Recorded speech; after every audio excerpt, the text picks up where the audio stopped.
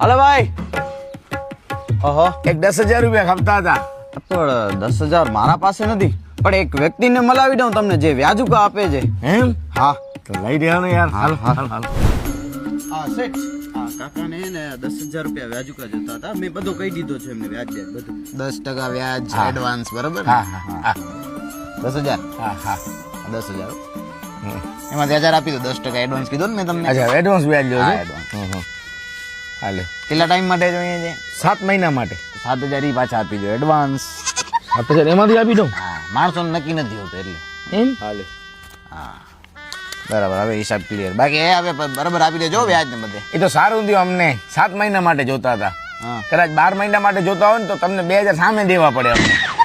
તો દેવા પડે. વ્યવહારે દેવા પડે. 1000 મારા આપે. હે? આમાં તમને 1,000? હવે આમાં વધશે શું? આટલા તો બાજુવાળો એમને એમ દેતો હતો.